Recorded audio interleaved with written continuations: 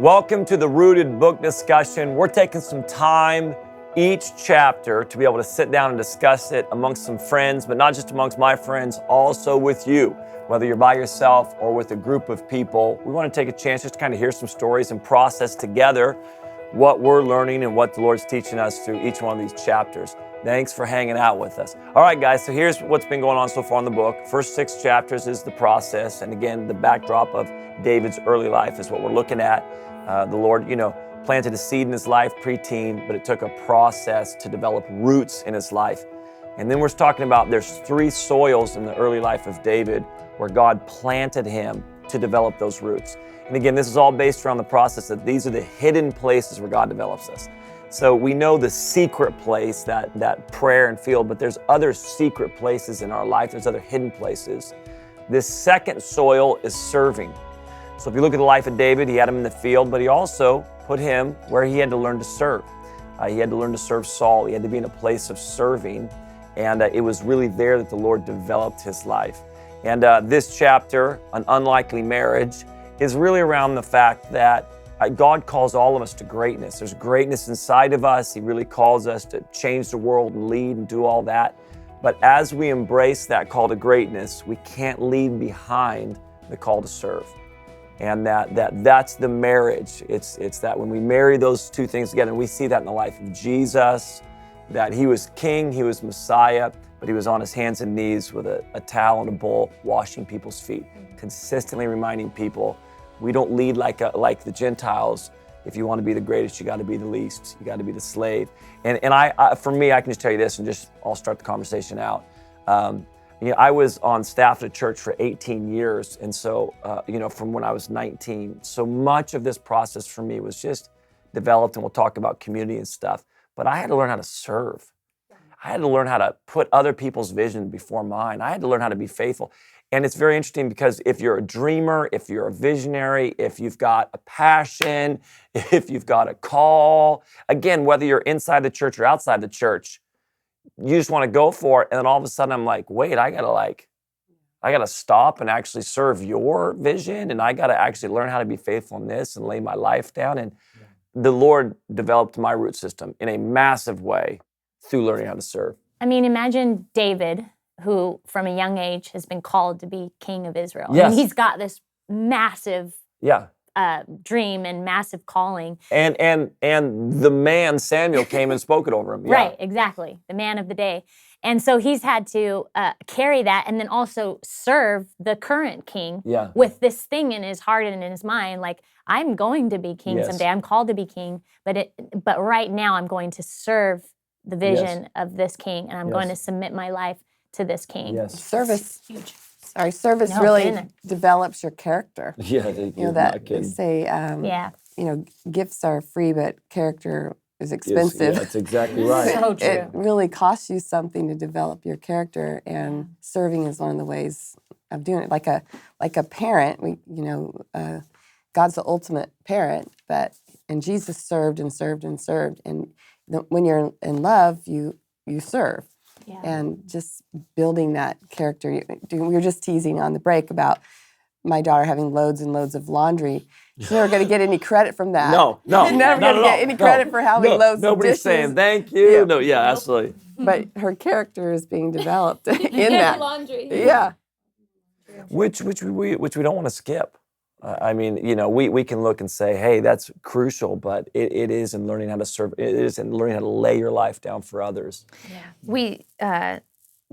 Chris Kilala, worship leader of Jesus Culture, he once said something, it's always stuck with me. It was so simple, but he said serving isn't something you grow out of, it's something you grow into. That's exactly right. It's so profound because so many people, especially in our society, that's the starting level. You are an assistant. You are the lower level employee. That's where you're starting out. And eventually, you will get above these things. You won't have to do these things anymore. But in the kingdom, it's swapped. Yeah. Right. The more you grow as a leader, the higher up you go, the more the Lord promotes you. Your life should be more about serving. Yes. Yeah. Any promotion that you're given, and you should be serving people even more. Yeah. And it's something that you just grow into. And it's the example that we have. Our leader, Jesus, the one that we're all following, is gives us that best example. Yeah. He was the greatest servant of all of them. You can't separate the life of Jesus and serving. No, you can't. Just, can't get around it. Yeah. I think I've been hit with this truth the most in this season, and that I think for me, serving has always been a strong suit of mine. It's a natural tendency towards mine. But when I came here to Jesus Culture, I had just spent 3 years commuting and leading the union shop that I was at, and I remember feeling like, Lord, I'm done with the physical labor. Like, I'm burnt out. I've done physical labor, and like the very first thing that the Lord opens up is to do physical labor at your house in the backyard, in the sun by myself, just doing this. And then do we need to deal with this right now? Yeah, I hate this book. But then moving there to being hired strictly to oversee the setup for Sundays, and then building out the offices, and I'm just like, Lord, and then being in this environment where there's guys younger than me, who I'm like, I've been doing this almost as long as you've been alive, and you're gonna like complain? Like, it totally, I'm like having to deal with this servant thing. I'm like, I thought I mastered this. I thought I was like the service master, and I'm having all these struggles. But I think what's come alive in this season is recognizing when I take my eyes off of me and recognize what I'm serving is actually helping create room and space for something so much bigger than me, and for other people to step into and great grow. Joy in that. Yeah, yeah. There's joy in that. Yes. What I love about serving is that I think there's two kinds of people. You have the people who have their vision and they know what they want to do and it's clear and they're going after it. And then you have people like me.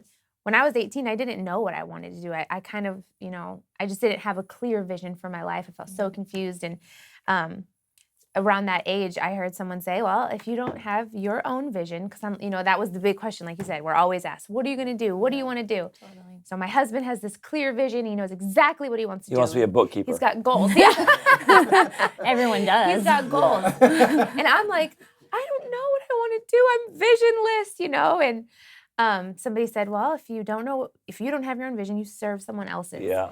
And it's such a paradox because you wouldn't think that would do anything for you, serving someone else's vision. It's all about someone else. Right. But, I kind of came alongside Jesus Culture. I was 20 and I just started serving the vision of Jesus Culture. I'm like, I don't know what I want to do, but I'll just serve Banning and the leadership and the vision.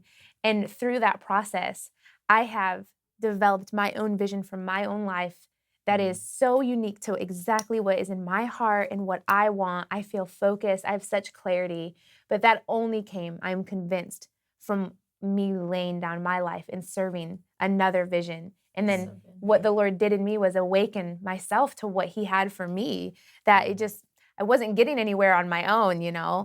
And so it's, no matter where you are in that spectrum, if you have your own vision or you don't, serving is the answer. Yeah. Serving is the answer to I've heard so many stories of great men and women that are in leadership, high level leadership positions, that they would tell you the stories about when no one was around. They were the ones showing up, going to the dump or doing some menial job that no one wants to do.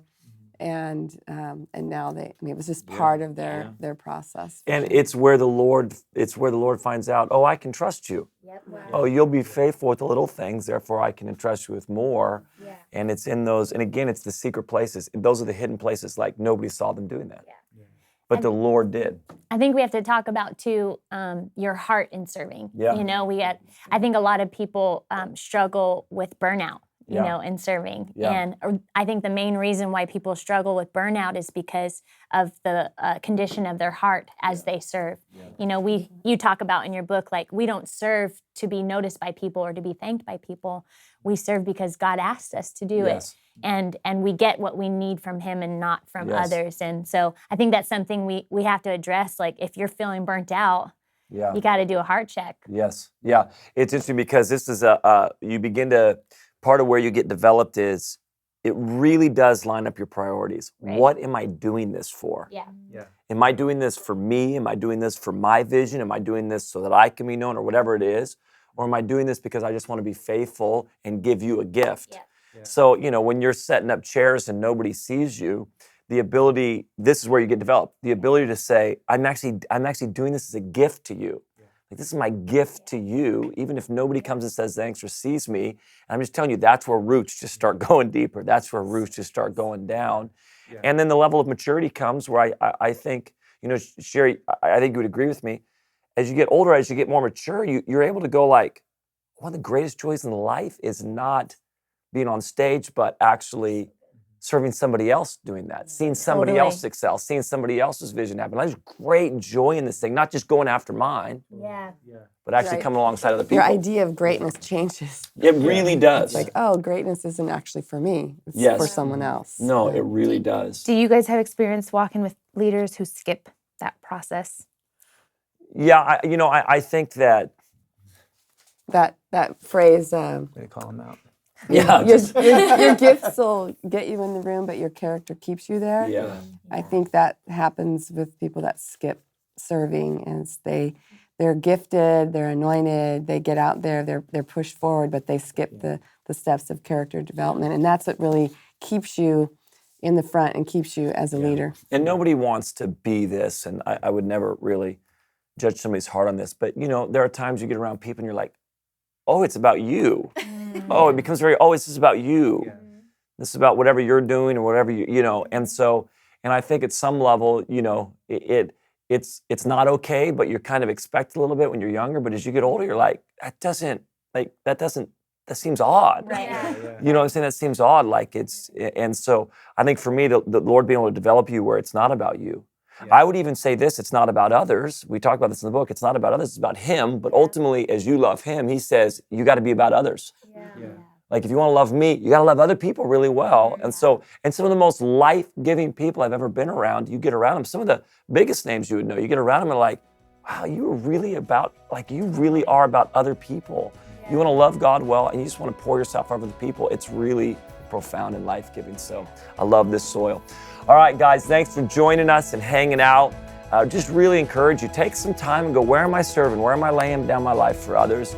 Dive into this chapter, go spend some time with God and process with people.